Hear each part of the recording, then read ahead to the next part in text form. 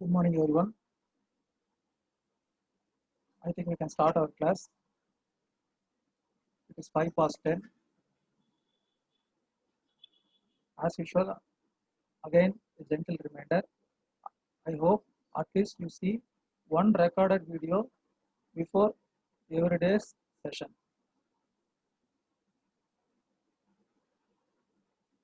And I also believe that by this time, every one of you would have got the Barak with you. Barak வாங்காதவங்க Barak வாங்கிக்கோங்க, சரியா? Codified லா அப்படின்னா கண்டிப்பா Perak இருக்கணும். இது நம்மளோட என்ன சொல்றது, பிசிக்கல் கிளாஸா இருந்தா அட்டெண்டன்ஸ் கூட நான் போட மாட்டேன் பேராக் இல்லாம கிளாஸ் வந்தா. ஹாஸ்டல் ஸ்டூடெண்டா இருந்தா நீ போய் எடுத்துட்டு வான்னு சொல்லி திருப்பி அனுப்பிச்சிருவேன். உங்களுடைய ஃப்ரெண்ட்ஸ் கிட்ட கேட்டு பாருங்க, பிகாம் ஏ செக்ஷன் ஃப்ரெண்ட்ஸ் இருந்தா கேட்டு பாருங்க. Because I am very strict with regard to that. என்ன படிக்கிறோங்கிறது தெரிஞ்சு படிக்கணும் அப்படிங்கிறதுல நான் எப்பவுமே என்ன பண்ணுவேன், உறுதியா இருப்பேன். சரி, ஓகே. என்கிட்ட எதுவும் ஆன்லைன்ல பிடிஎஃப் ஃபார்மேட் இல்லை, நீங்க கூகுள் பண்ணி பாருங்க. மேனுவலான பேராக் வாங்குறது தான் எப்பயுமே பெஸ்ட், சரியா?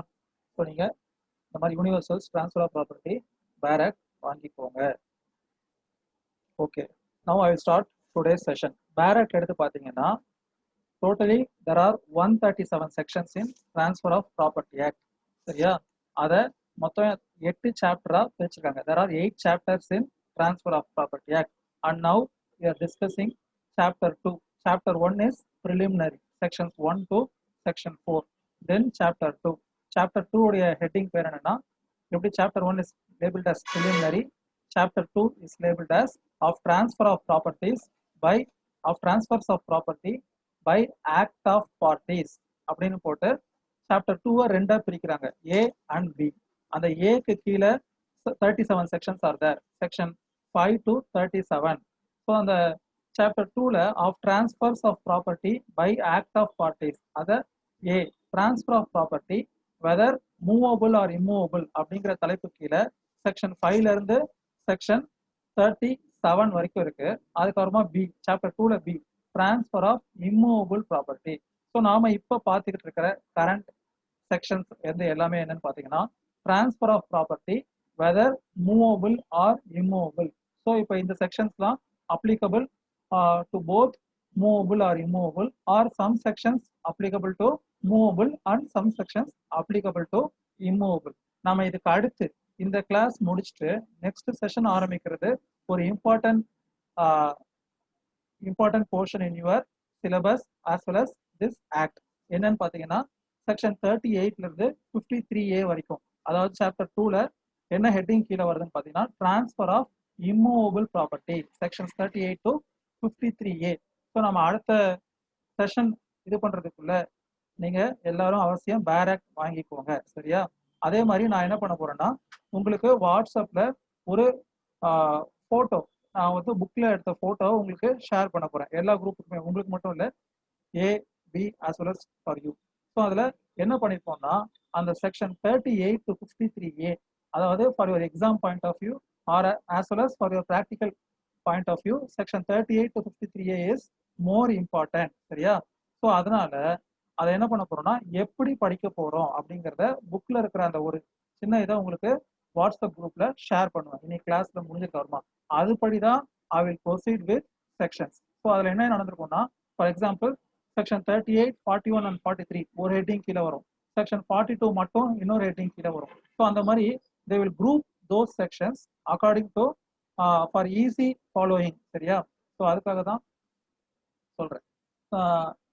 ஓரளவுக்கு அட்லீஸ்ட் எல்லாரும் ஒரு ரெக்கார்டர் வீடியோவாவது பார்த்துருப்பீங்கன்னு நம்புறேன். லாஸ்ட் கிளாஸ் எடுத்த டாபிக் வந்து doctrine of election. So class முடிஞ்சதுமே நான் என்ன பண்றேன், அப்லோட் பண்றேன் வீடியோவை. முடிஞ்ச அளவுக்கு நீங்க எல்லாரும் அதை பாருங்க. இன்னைக்கு நம்மளுடைய கிளாஸ் டாபிக் என்னன்னு பார்த்தீங்கன்னா அப்போர்ஷன்மெண்ட். பேராக்ல செக்ஷன் 36 and 37க்கு மேல இண்டெக்ஸ் பேஜ்ல எடுத்து பார்த்தீங்கன்னா அப்போர்ஷன்மெண்ட் அப்படின்னு இருக்கும். அப்போர்ஷன்மெண்ட்னா என்ன, I will type in chat. So பாருங்க,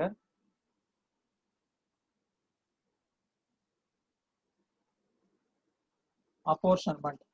ஸோ இதுதான் நம்ம இன்னைக்கு பார்க்க போற டாபிக். அப்போர்ஷன்மெண்ட் அப்படின்னா டிவைடிங் அப்படின்னு அர்த்தம். சரியா? Dividing. For example, land acquisition act அப்படின்னு ஒரு ஆக்ட் இருக்கு. ஒரு ஹைவேஸ் பர்பஸ்க்காகவோ இல்ல மெட்ரோ ட்ரெயினுக்காகவோ என்ன பண்றாங்க, ஒரு பர்டிகுலர் லேண்டை அக்வயர் பண்றாங்க. ஸோ அந்த பர்டிகுலர் லேண்டை அக்வயர் பண்ணதும் என்ன பண்ணுவாங்கன்னா, அதோட இன்ட்ரெஸ்டட் பர்சன்ஸ் இந்த ப்ராப்பர்ட்டி, யாருக்கெல்லாம் அந்த சொத்துல உரிமை இருக்கோ அவங்களெல்லாம் இன்ட்ரெஸ்டட் பர்சன்ஸ் அப்படின்னு சொல்லுவாங்க. It may be the property of the deceased father. So all his legal heirs would be entitled to receive the share with regard to award of compensation. On the land acquire பண்றதுக்காக government would have fixed some compensation. Say for example 30 lakhs.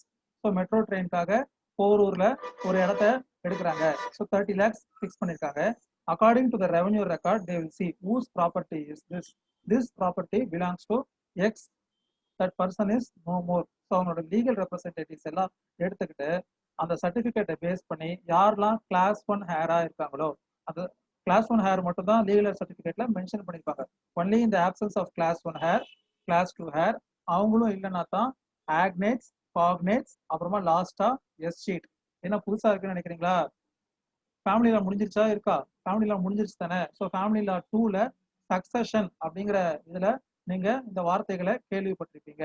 என்ன அப்படின்னா, it is governed by personal law of particular people. So personal law, இப்போ ஹிந்துவா இருந்தா அந்த class 1 hairs மாறலாம், அதே மாதிரி கிறிஸ்டியன்ஸா இருந்தா மாறலாம், அதே மாதிரி முஸ்லிம்ஸா இருந்தாலும் மாறலாம். So according to the personal law, succession is governed by personal law of that particular religion.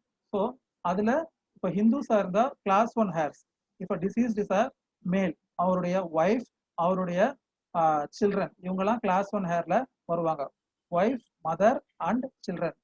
Father வந்து இருந்தாருன்னா அவரு கிளாஸ் 2 ஹேர்ல வருவார். ஒன்லி இந்த absence of class 1 heir the property would be devolve to class 2 heir. அவங்களும் இல்லைன்னா ஆக்னேட்ஸ், அப்புறமா காக்னேட்ஸ், அதாவது மேல் டிசெண்டன்ஸ், ஃபீமேல் டிசெண்டன்ஸ், அப்புறம் லாஸ்டா எஸ் ஷீட் அப்படிங்கிற வேர்ட் நீங்க படிச்சிருக்கலாம். எஸ் ஷீட் அப்படின்னா, எஸ் ஷீட் ஆக்னேட்ஸ் காக்னேட்ஸ் ஸ்பெல்லிங் தெரியும்ல, சொல்ல வேணாம்னு நினைக்கிறேன். எப்பயுமே படிச்ச விஷயங்களை மறக்க கூடாது. நானும் இதெல்லாம் உங்களுக்கு, நான் உங்களை மாதிரி ஸ்டூடெண்டா இருக்கும்போது படிச்சதுதான். ஓகேவா? ஸோ இப்போ இந்த எஸ் ஷீட் அப்படின்னா, இந்த absence of no heirs to a living person, ஒருத்தர் அனாதையாக இறக்கும் பொழுது அவருடைய சொத்தை அரசாங்கம் எடுத்துக்கொள்ளும் அப்படிங்கிற அந்த இதுக்கு பேர் தான் எஸ் ஷீட் அப்படின்னு பேரு. ESCHEAT. நார்மல் சர்க்கம்ஸ்டன்சஸ்ல ரேரா தான் ஒரு ப்ராப்பர்ட்டி அந்த மாதிரி போகும். ஏன் அப்படின்னா, ஆப்வியஸ்லி கிளாஸ் 1 ஹேர் இல்லைனாலும் கிளாஸ் 2 ஹேர்ஸ் இருப்பாங்க, அவங்க இல்லைனாலும் ஆக்னேட்ஸ் இருப்பாங்க, அவங்க இல்லைனாலும் காக்னேட்ஸ் இருப்பாங்க. சரியா? So this is for your information. சரி, நாம இன்னைக்கு பார்க்க போற டாபிக் வந்து அப்போர்ஷன்மெண்ட். ஸோ அப்போர்ஷன்மெண்ட் வந்து 2 செக்ஷன்ல இருக்கு. Section 36, section 37. ஸோ நான் இப்போ எதை பார்த்துட்டு இருக்கேன்னு கேட்டீங்கன்னா, பேரக்ல இண்டெக்ஸை பார்த்துட்டு இருக்கேன். So section 36, apportionment of periodical payments on determination of interest of person entitled. Apportionment of periodical payments on determination of interest of person entitled. So section 36 has three அது தனக்குள்ள ஒரு 3 விஷயங்களை வச்சிருக்கு. செக்ஷன் 36 என்ன சொல்லுதுன்னா, first as usual apportionment, then second thing is periodical payments. Periodical payments தான் என்ன அப்படின்னா, ஒரு ரெகுலர் இன்டர்வெல்ல some amount would be getting such as income. Income எப்போ எப்படி வரும்? ஸோ நான் இப்போ உங்களுக்கு கிளாஸ் எடுக்கிறேன்.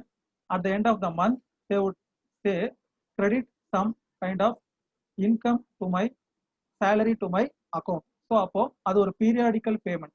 Every month I will get. So அந்த மாதிரி ஒரு பீரியாடிக்கல் பேமெண்ட் இருக்கக்கூடிய ரெண்டா இருக்கலாம், இல்ல சேலரியா இருக்கலாம், இல்ல etcetera etcetera.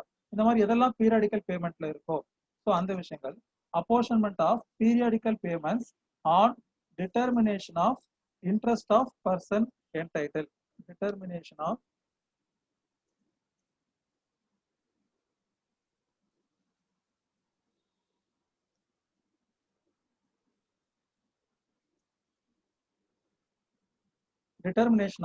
interest of person entitled. So 3 things: apportionment, second one is periodical payments, third one is determination of interest of person entitle. இதை சிம்பிளா இந்த செக்ஷன் உள்ள போறதுக்கு முன்னாடி ஒரு இல்லஸ்ட்ரேஷன் சொல்லி உங்களுக்கு நான் எக்ஸ்பிளைன் பண்றேன்.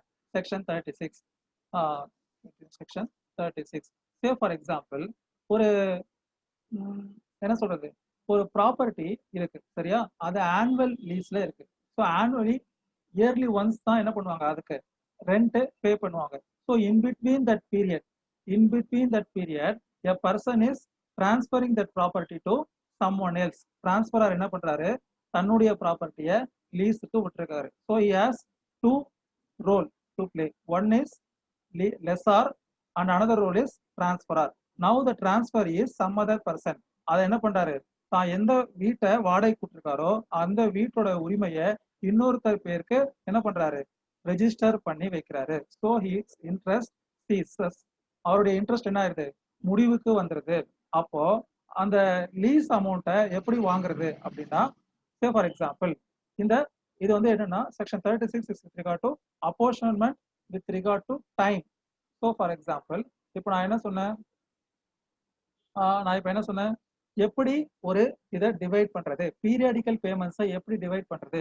Say for example if this person is making a transfer in the month of July, he is entitled for half the lease amount. ஏன் அப்படின்னா ஜூன் வரைக்கும் அவர் தான் ஓனரா இருந்தாரு. even though at the end of the year this lease amount is to be paid, even though as per the terms of agreement, அந்த agreement படியில் என்னது, வருஷத்துக்கு ஒரு முறை தான் அந்த லீஸ் அமௌண்ட்டை பே பண்ணணும்னு சொல்லியிருந்தாலும் கூட, since for half the period of time the erstwhile owner, that is the transferருக்கு இன்ட்ரெஸ்ட் இருக்கிறதுனால he is entitled for half that amount. அதுக்கு பேர் தான் apportionment. So based on determination of interest of person. So இப்போ இந்த section 36 தலைகீழ நம்ம பார்க்கணும். ஸோ செக்ஷன் 36ல first we have to determine the interest of the person. So அது தெரிஞ்சா தான் ஒருத்தருக்கு எப்போ எவ்வளவு ஷேர் கிடைக்கும், எப்போ எவ்வளவு we can divide பண்ண முடியும் அப்படிங்கிறத தெரிஞ்சுக்க முடியும்.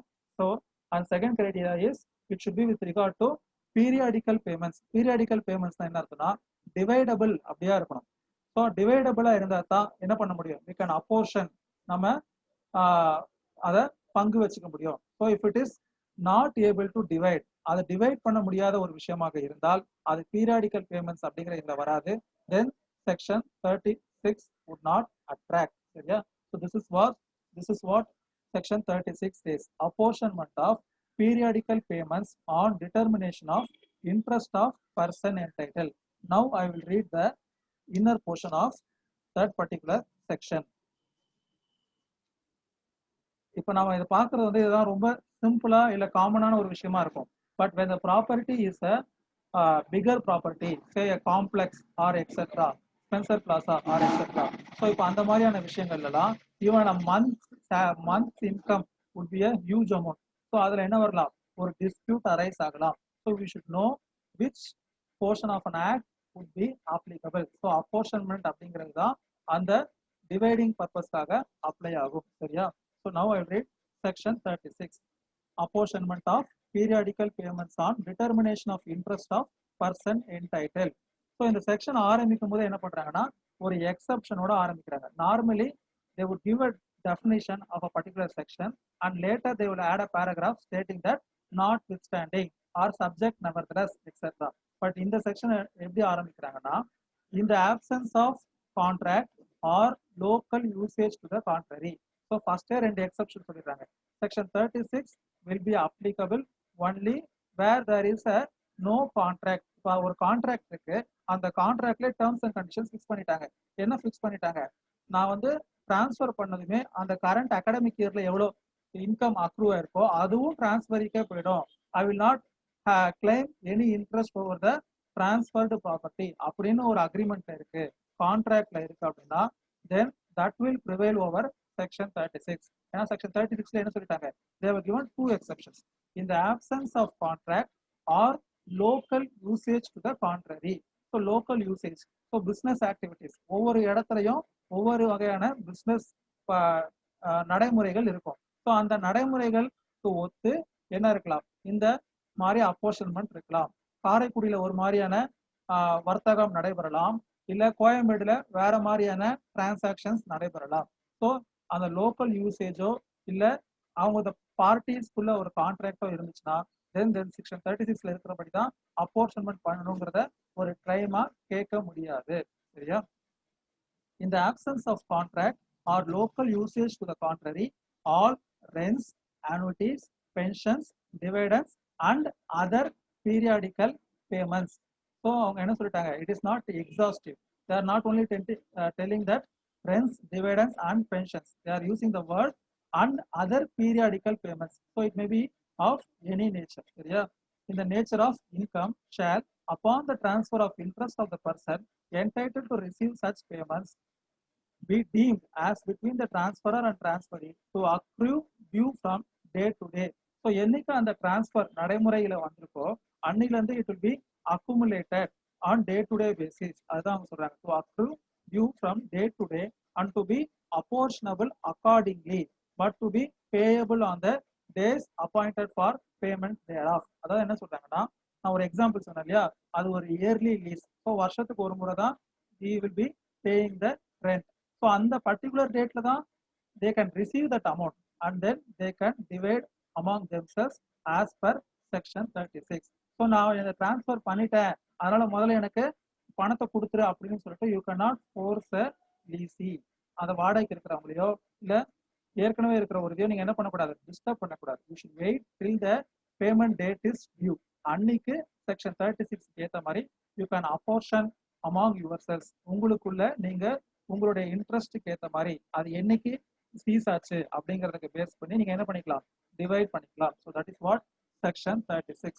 செக்ஷன் 36 இன்னொரு பேர் என்னன்னா apportionment by virtue of time. இப்போ நம்ம அடுத்து பார்க்க போற செக்ஷன் 37 வந்து apportionment by virtue of estate. நான் இங்க டைப் பண்றேன், virtue of time. Virtue of time வந்து செக்ஷன் 36. வெர்ச்யூ ஆஃப் எஸ்டேட் வந்து செக்ஷன் 37. So section 37. செக்ஷன் 37 உடைய ஹெட்டிங் என்னன்னு பாத்தீங்கன்னா, apportionment of benefit of application on severance. So இப்பயும் அந்த ஹெட்டிங்கை வச்சு அதுல என்னென்ன வேர்ட்ஸ்லாம் இருக்கு ஆஸ் யூஷுவல் செக்ஷன் 37. ஓ, நான் டைப் பண்றது வரலையா? பரவாயில்ல, சிம்பிளான விஷயம் தான். செக்ஷன் 36க்கு ஷார்ட்டா ஞாபகம் வச்சுக்கிறது, இல்ல ஷார்ட்டா இன்னொரு பேர் என்னன்னா apportion by virtue of time. Section 37க்கு apportion by virtue of estate. சரியா? எஸ்டேட்னா ப்ராப்பர்ட்டி. அது என்ன வகையான ப்ராப்பர்ட்டியாகவும் இருக்கலாம், மூவபிள் ஆர் இம்மூவபிள். சரி, ஓகே. செக்ஷன் 37 நம்ம பார்ப்போம். Apportionment of benefit of application on severance. சிவியரன்ஸ்னா என்னன்னா கட்டிங். சரி, நார்மலி ஒரு ப்ராப்பர்ட்டியை ஒருத்தர் தான் வாங்கணுங்கிற அவசியம் கிடையாது. ஆர் ஒரு ப்ராப்பர்ட்டியை ஒருத்தர் பேர்ல தான் செட்டில்மெண்ட் பண்ணணும்னு அவசியம் கிடையாது. A father may have 3 sons, so he may settle his property on the name of 3 sons. அப்போ என்ன ஆகும், transferor would be 1 but transferee would be 3 persons. சரியா? ஸோ அப்போ அந்த 3 persons அவங்களுக்குள்ள எப்படி அப்போர்ஷன் பண்ணிப்பாங்க அந்த இன்ட்ரெஸ்ட் ஓவர் த ப்ராப்பர்ட்டியை அப்படின்னு சொல்றதுதான் section 37.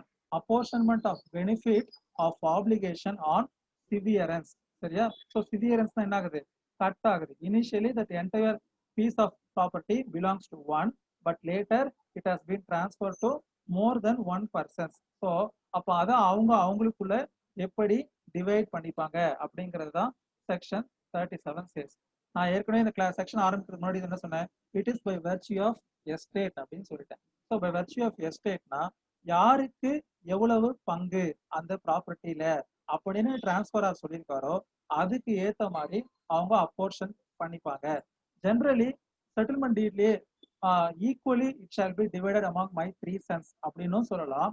R of the portion would be divided by my elder son and the remaining share would be divided equally by my second and third son அப்படின்னும் இருக்கலாம். So it is according to the will of the transferor, settlor, இன்னொரு பேரு செட்டிலார். புரியுதா? So இப்போ அதுக்கு ஏத்த மாதிரி ஒருத்தர் எவ்வளவு ஷேர் ஒரு ப்ராப்பர்ட்டியில வாங்குறாங்களோ அதுக்கு ஏத்த மாதிரி தே வுட் அப்போர்ஷன். சரியா? ஸோ இப்போ இதே பழைய எக்ஸாம்பிள் மாதிரி எடுத்துப்போம். ஒரு ப்ராப்பர்ட்டி இருக்கு. அந்த property leasehold property. So ஒரு வருஷம் முடியும் போது தான் they are entitled for that lease amount. So இப்போ இந்த இதை என்ன பண்ணிட்டாங்க, 3 பேருக்கு செட்டில் பண்ணிட்டாங்க அப்படின்னா அந்த 3 பேரும் ஃபர்ஸ்ட் 6 மந்த்ஸ்லோட ஷேர் வந்து டிரான்ஸ்ஃபர் அப்பாவுக்கு போயிடும். ஏன்னா அவர் என்ன பண்றாரு, ஜூலைல is making a transfer of that leased property. So அந்த ஜூன் வரைக்கும் இருக்கக்கூடிய இன்கமை அவர் எடுத்துக்கலாம். அந்த ஜூலை டு டிசம்பர் இருக்கு இல்லையா, ஸோ ஜூலை டு டிசம்பர் 6 மாசத்து இதை என்ன பண்ணுவாங்க, இதுக்கு ஏற்ற ஷேருக்கு ஏற்ற மாதிரி நான் சொன்ன எக்ஸாம்பிள்ல 50% இஸ் ஃபார் எல்டஸ்ட் சன் அப்படின்னு சொல்லும் போது, ஸோ ரிமைனிங் ஒரு 3 lakhs இருக்குன்னு வச்சுக்கோங்களேன். So 1.5 lakhs would be taken by the eldest son and the remaining 75,000 and 75,000 would be taken by other 2 sons. So it is according to the estate or according to the property which one person is retaining. ஒருத்தருக்கு எவ்வளவு share கிடைக்குதோ அதுக்கு ஏத்த மாதிரி அவங்க divide பண்ணிக்கிறது தான் section 37, apportionment of benefit of application on severance. சரியா? இந்த செக்ஷன் 37ல வந்து ஒரு முக்கியமான ஒரு விஷயம் இருக்கும். என்னன்னு பாத்தீங்கன்னா, you should intimate section 36 as well as section 37ல you should intimate this transfer to the person who is in occupation. ஒரு லீசி கிட்ட நீங்க சொல்லணும், நான் இந்த மாதிரி டிரான்ஸ்ஃபர் பண்ணிட்டேன், so my interest over the property Jesus. So நீங்க இப்போ பெண்டிங்ல கொடுக்க வேண்டிய அமௌண்ட்டை நான் சொல்றவங்களுக்கு கொடுத்துருங்க, இனிமேல் இந்த ப்ராப்பர்ட்டியோட ஓனர் அவங்களுக்கு தான் அப்படிங்கிறத இன்டிமேட் பண்ணணும். இன்டிமேட் பண்ணாம if a person has paid it bona fidely to the original owner, then you cannot claim that amount from the leasee in question because it is your duty to inform the change of ownership. புரியுதா? So இதை விஷயம் நீங்க ஞாபகம் வச்சுக்கணும். அப்போ ப்ராப்பரா ஒரு notice இல்லாம ஒரு போனஃபைட் இன்டென்ஷன்ல, போனஃபைட்னா குட் ஃபெய்த், உங்களுக்கு தெரிஞ்சிருக்கும். ஸோ குட் ஃபெய்த்ல ஏற்கனவே இருக்கிற அந்த லீசி என்ன பண்றாரு, அவருடைய பழைய டேர்ம்ஸ் அண்ட் கண்டிஷன்ஸ் படி ஓனர்ஷிப் மாறினது தெரியாம, இந்த சிவியரன்ஸ் ஆனது தெரியாம பழைய ஓனருக்கு அந்த அமௌண்ட் அவர் கொடுத்தாருன்னா, he is not bound to again repay to the original owners because he was not informed. No notice was served on him with regard to change of ownership and he has also made it in a bona fide condition. So இந்த ரெண்டுமே அவருக்கு ஒரு சேஃப்கார்டா வரும். சரியா? So நான் இப்போ உங்களுக்கு வந்து ஒரு விஷயம் சொன்னேன் இல்லையா, செட்டில்மெண்ட்ல அப்பா 3 பசங்களுக்கு எழுதி வைக்கிறாரு. ஸோ நாளை பின்ன என்ன ஆகும் அப்படின்னு பார்த்தீங்கன்னா, இன் ஃபியூச்சர் இப்போலாம் வந்து என்ன சொல்றது, ப்ராக்டிக்கலாக உங்களுக்கு ஒரு வேர்டு இன்னைக்கு நான் சொல்லித்தரேன். எல்லாருக்கும் தெரிஞ்ச ஒரு வேர்டு தான், ரிலீஸ் அப்படிங்கிற ஒரு வேர்டை பற்றி நான் உங்களுக்கு சொல்ல போறேன். ரிலீஸ் டீட் அப்படிங்கிற கேள்விப்பட்டிருப்பீங்க. இன்னைக்கெல்லாம் பார்த்தீங்கன்னா வந்து என்னன்னா, அந்த கூட்டு குடும்பம் அப்படிங்கிற கான்செப்டே போயிடுச்சு. அப்பா என்னதான் ஒரு நல்ல எண்ணத்துல 3 பசங்களுக்கும் சேர்த்து ஒரு ப்ராப்பர்ட்டியை கொடுத்திருந்தாலும் கூட, due to practical inconvenience, the children might have feel that instead of 3% claiming the right over the property, only one can take over the property அப்படின்னு நினைக்கலாம். அப்ப அவங்க என்ன பண்ணலன்னா, the other 2 persons will get some money from the one person who is going to enjoy the property entirely or fully. அப்போ அவங்க கிட்ட இருந்து ஒரு அமௌண்ட்டை, அந்த ப்ராப்பர்ட்டியோட வேல்யூக்கு ஏற்ற மாதிரி ஒரு அமௌண்ட்டை வாங்கிக்கிட்டு அவங்க என்ன பண்ணலாம், தன்னுடைய ஷேரை ரிலீஸ் பண்ணலாம். அதுக்கு பேரு ரிலீஸ் டீட் அப்படின்னு பேரு. சரியா? தமிழ்ல விடுதலை பத்திரம். இது ஒரு பிராக்டிக்கல் இதுக்காக சொல்றேன். அது எதுக்காக, எந்த மாதிரியான சர்க்கம்ஸ்டன்சஸ்ல எழுதி கொடுப்பாங்கன்னா, இந்த மாதிரி when there are co-owners in the property and those co-owners are generally of siblings, இல்ல ஒரே ரத்த சம்பந்தம் உடையவர்களாக இருக்கும்போது அவங்க என்ன பண்ணுவாங்கன்னா, இந்த ப்ராப்பர்ட்டியை தன்னுடைய போர்ஷனை இன்னொரு ஒரு தேர்ட் பர்சனுக்கு விற்கிறதுக்கு பதிலா அதுல இருக்கிற ஒருத்தருக்கே வித்தா அவரும் அதை இன்னும் நல்லா என்ஜாய் பண்ண முடியும். Anyway we are going to the same money which we are going to get while we are going to sell our share to some X or Y. அந்த தேர்ட் பர்சனுக்கு சேல் பண்ணி நமக்கு என்ன கிடைக்குதோ அதை இவரே கொடுத்துடுறாரு. இவரும் ஏற்கனவே அதை என்ஜாய் பண்ணிக்கிட்டு இருக்காரு. இப்போ ஃபுல்லா என்ஜாய் பண்ணிக்கிட்டோம். ஒரு கிரவுண்ட் 2400 ஸ்கொயர் ஃபீட் இருக்கு அப்படின்னா, instead of partitioning into 3 and it's making into என்னது, ப்ராக்டிகலி நாட் யூசபிள். ரொம்ப சின்னதா இருந்தாலும் ரொம்ப கஷ்டம் இல்லையா? ஸோ அப்ப என்ன பண்ணுவாங்கன்னா, they would release, அதுக்கு பேர் ரிலீஸ் டீட். ஸோ இப்போ நான் சொன்ன அந்த கேஸ்ல 50% was possessed by eldest son, 25% by second son and 25% by third son. So இப்போ இவங்க என்ன பண்ணலாம்னா, ஒரு ரிலீஸ் டீடை, ஒரு விடுதலை பத்திரத்தை எல்டஸ்ட் சன்னுக்கு கொடுத்துட்டாங்க அப்படின்னா, obviously his share would be increased as according to the release deed. சரியா? ஸோ இதுக்கு பேர் தான் ரிலீஸ் டீட் அப்படின்னு பேரு. செட்டில்மெண்ட்டுக்கும் ரிலீஸுக்கும் என்ன வித்தியாசம் தெரிஞ்சிருச்சா? நார்மலா செட்டில்மெண்ட்ல originally the owner or transfer would be one person and he would be giving his interest to entirely new set of persons. டிரான்ஸ்பரர் தன்னுடைய சொத்தின் உரிமையை முழுதாக ஒரு இது வரைக்கும் அந்த சொத்தை என்ஜாய் பண்ணாத ஒருத்தங்களுக்கு கொடுத்துடுறாங்க. அதுக்கு பேரு settlement. ரிலீஸ்னா they would also be enjoying the property as a co-sharers or co-owners. So அந்த co-owners என்ன பண்றாங்க? தன்னுடைய பாகத்தை ரிலீஸ் பண்ணிடுறாங்க. ஸோ அதுக்கு பேர் தான் ரிலீஸ் டீட் அப்படின்னு பேர். ஓகேவா? ஸோ இதை நீங்க தெரிஞ்சுக்கோங்க. அதுக்கப்புறமா இன்னொரு வேர்டையும் உங்களுக்கு இப்போ இந்த செக்ஷனுடைய ரிலேட்டடா இருக்கிறத இன்ட்ரோடியூஸ் பண்றேன். இதுவும் நீங்க சக்சஷன் ஆக்ட்ல படிச்சிருப்பீங்க, முஸ்லீம் லால. இல்ல இப்ப தெரிஞ்சுக்கோங்க. Pre-emption, PREMPTION, pre-emption. இப்போ நான் டைப் பண்றேன், அட்லீஸ்ட் இந்த வேர்டாவது வருதான்னு பாருங்க. இல்லைன்னா just I will explain. Pre-emption. சரி, ஓகே. ப்ரீஎம்ஷன் அப்படிங்கிற வேர்டை பத்தி நான் இப்போ டிஸ்கஸ் பண்ண போறேன். இதுவும் உங்களுக்கு தெரிஞ்சிருக்கலாம். நான் என்ன சொல்லியிருக்கேன் ஏற்கனவே, I am not going to teach you anything out of sky. உங்களுக்கு தெரியாத விஷயங்களை நான் சொல்லலை. Just I am recollecting what you have gone just as like. இது வரைக்கும் நீங்க ஜஸ்ட் ஒரு வேடிக்கை பார்த்த ஒரு விஷயத்த இன்னும் கொஞ்சம் ஆழமா உங்களுக்கு புரிய வைக்கிற ஒரு சின்ன வேலையை தான் நான் பண்றேன். I am not doing anything great. சரியா? ஸோ இந்த ப்ரீஎம்ஷன் அப்படிங்கிற வார்த்தை என்ன அப்படின்னா, இதுவும் ஒரு பர்சனல் லா சம்பந்தப்பட்டது. இந்துஸ்ல இந்த கான்செப்ட் கிடையாது, பட் முஸ்லிம்ஸ்ல ப்ரீஎம்ஷன் அப்படிங்கிற கான்செப்ட் இருக்கு. ப்ரீஎம்ஷன்னா இப்போ நான் சொன்னேன் இல்லையா, release deed. For example, one property belongs to 3 persons. So among those 3, one person is intending to sell his share. அப்போ அவரு அதை யாருக்கு வேணாலும் விற்கலாம் அப்படிங்கிறது இந்துலால இருக்கு. பட் ஆனா முஸ்லீம்லால ப்ரீஎம்ஷன் அப்படின்னா என்னன்னா, முதல் முன்னுரிமை ஏற்கனவே அதை என்ஜாய் பண்ணிக்கிட்டு இருக்கிற ஒருத்தருக்கு கொடுக்கணும். Say for example, if the third son, that is the youngest son, is going to intending to sell his right over the property, அது 25% கொடுக்கணும்னு சொல்லி அவர் விருப்பம் தெரிவிச்சாருன்னா, அதுக்கு பதில் விருப்பம், that is if he is making a offer, then the other 2 persons proposal பண்ணிருந்தா first இவங்களுடைய ப்ரொபோசலை தான் அவர் ஏத்துக்கணும். அவர் என்ன சொல்ல முடியாது, டே இது என்னோட இடம், இது யாருக்கு நான் விற்கணுங்கிறத நான் தான் முடிவு பண்ணணும்னு சொல்லி வீம்புக்கு உண்மையாவே அவர் பாதிக்கப்பட்டிருக்கலாம். அந்த அளவுக்கு அவங்களை டார்ச்சர் பண்ணிக்கலாம். That is secondary. ஸோ அந்த மாதிரி சொல்ல முடியாது. அதுதான் ப்ரீஎம்ஷன் அப்படின்னு பேரு. ப்ரீஎம்ஷன்னா ஒரு முன்னுரிமை. ஒரு சொத்தை ஒரு விற்கும் போது வெளியாட்களுக்கு விற்பதை விட அதை என்ஜாய் பண்ணிட்டு இருக்கிற ஏற்கனவே இருக்கக்கூடிய ரத்த சம்பந்தத்துக்கு விற்றா அது இன்னும் நல்லா இருக்கும் அப்படின்னு முஸ்லீம்லால அந்த கான்செப்ட் இருக்கு. அதுக்கு பேரு ப்ரீஎம்ஷன் அப்படின்னு பேரு. அதுவும் சக்சஷன் ஆக்ட்ல பார்த்துருப்பீங்க. பட் ஹிந்துலால ப்ரீஎம்ஷன்ங்கிற கான்செப்ட் கிடையாது. ஹிந்துலால உங்களுக்கு தெரிஞ்சிருக்கும், even you can make 100% of your self acquired property as a gift or et cetera et cetera. நீங்க யாராவது ஒரு ஸ்ட்ரேஞ்சருக்கும் எழுதி வைக்கலாம், ஒரு கோயிலுக்கும் எழுதி வைக்கலாம், etcetera etcetera. But in some other personal laws you cannot do such kind of transfer.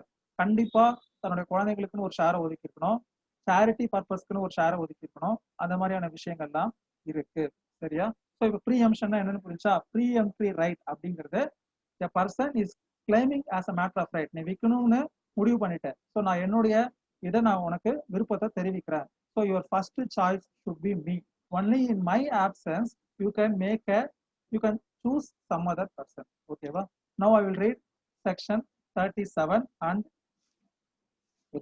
okay, section 37 என்ன சொல்லுதுன்னா, when in consequence of a transfer a property is divided and held in several shares, and thereupon the benefit of any obligation relating to the property as a whole passes from one to several owners of the property, the corresponding duty shall, in the absence of contract to the contrary among the owners, be performed in favor of each such owners in proportion to the value of his share in the property. So இப்போ நிப்பாட்டுறேன். அது என்ன sir, அது application சொல்லிருக்கீங்க. What is the application? It is only a benefit, right? A person is getting the property, so what is the obligation அப்படின்னு கேக்குறீங்களா? இப்போ அந்த வீட்டுல ஏதோ ஒரு டேமேஜ் ஆயிடுச்சு, so it should be renovated. அப்போ அதுல யார் யார் எவ்வளவு ஷேர் போடணும் அப்படின்னா, only based on the percentage of what you are going to get. So one who is having major share in that property, இப்போ அதில் நான் சொன்ன கேஸில் எல்டஸ்ட் சன் 50% இருக்கு இல்லையா? ஸோ இப்போ ஏதோ ஒரு ரெனோவேஷன் ஒர்க்கில் ஒரு அமௌண்ட் ஆகுதுன்னா அதில் 50% should be beared by the eldest owner. புரியுதா? ஸோ அதுதான் இந்த application. Both the benefit as well as obligation should be apportioned only as per the person's share. எனக்கு இவ்வளோ ஷேர் வருது அப்படின்னா you cannot approbate and reprobate at the same point of time. You cannot blow both hot and cold at the same point of time. So அதுதான் அவங்க சொல்றது. Provided that the duty can be severed and that the severance does not substantially increase the burden of the obligation. But if the duty cannot be severe, or if the severance would substantially increase the burden of the obligation, the duty shall be performed for the benefit of such one of the several owners as they shall jointly designate for that purpose. So அவங்க என்ன சொல்றாங்கன்னா, இந்த மாதிரி severance பண்ணி முடிக்கிறதுல okay, everybody can share. நான் இதுக்கு வந்து 50% செலவு பண்றேன், அதே மாதிரி அந்த ரெவன்யூல 50% I am going to get entitle. சில நேரங்கள்ல அந்த மாதிரி எக்ஸாக்டா டிவைட் பண்ண முடியாத சூழ்நிலை வந்தால் then all the co sharers should determine among themselves and based on that agreement everything should be carried out அப்படின்னு சொல்றாங்க. ஸோ அந்த மாதிரி கான்ட்ரரியா ஒரு அக்ரிமெண்ட் இல்ல, அவங்களுக்குள்ள ஒரு முடிவு எடுக்கணும் அப்படின்னா section 37 will play a important role. சரியா? So last two exceptions சொல்லிருக்காங்க. Provided that no person on whom the burden of obligation lies shall be answerable for failure to discharge it in manner provided by this section unless until he has reasonable notice. நான் சொன்னேன் இல்லையா, இப்போ அந்த tenant அந்த அமௌண்ட்டை பே பண்ணணும், ஆனா அவர் என்ன பண்ணிட்டாரு, புதுசா டிரான்ஸ்பர் ஆனவங்களுக்கு பே பண்ணாம பழைய ஆளுக்கு பே பண்ணிட்டாருனாலும் நோட்டீஸ் இல்லாம பே பண்ணிட்டா it will not affect him and this shall not applicable to agricultural leases. இப்போ இந்த நம்ம பார்த்த section 37 will not applicable to agricultural leases. So this is what with regard to apportionment, section 36 and 37. So we are running out of time. I will wind up with this section. Then we move on to next section in upcoming classes. So that's all for today's class. Have a